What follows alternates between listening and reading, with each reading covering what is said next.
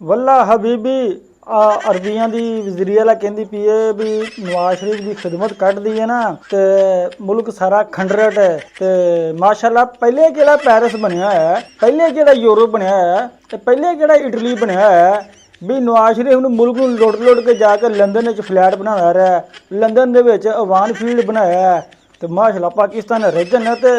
ਪਾਕਿਸਤਾਨ ਜੰਨਤ ਉਦੋਂ ਹੀ ਬਣੇਗਾ ਜਦੋਂ ਇੱਥੋਂ ਜ਼ਰਦਾਰੀ ਤੇ ਸ਼ਰੀਫ ਖਾਨਦਾਨ ਦਾ ਖਾਤਮਾ ਹੋਵੇਗਾ। ਉਹ ਤੁਸੀਂ ਮੁਲਕ ਨੂੰ ਲੁੱਟ ਕੇ ਇੰਡੀਆ ਦੇ ਵਿੱਚ ਫੈਕਟਰੀਆਂ ਲਾਈਆਂ ਨੇ, ਉਹ ਕਿੱਥੋਂ ਆ ਗਈਆਂ? ਤੇ ਗੱਲਾਂ ਇਹਨਾਂ ਦੀਆਂ ਸੁਣ ਲਓ। ਪਾਕਿਸਤਾਨ ਪੈਰਿਸ ਹੈ, ਪਾਕਿਸਤਾਨ ਇੰਜ ਹਾਰੇ। ਤੁਹਾਡੀ ਹੁਕੂਮਤ ਦੀ ਗੱਲ ਹੈ, ਪੰਜਾਬ ਦੇ ਵਿੱਚ 10 ਖਰਬ ਦਾ ਘਪਲਾ ਵੱਜਾ, ਉਸ ਤੋਂ ਬਾਅਦ 2000 ਅਰਬ ਰੁਪਏ ਦਾ ਘਪਲਾ ਵੱਜਾ।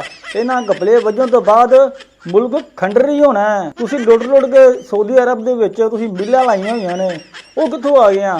ਉਹ ਮੁਲਕ ਨੂੰ ਖੰਡਰ ਕਰਨ ਤੋਂ ਬਾਅਦ ਹੀ ਬਣੀਆਂ ਨੇ।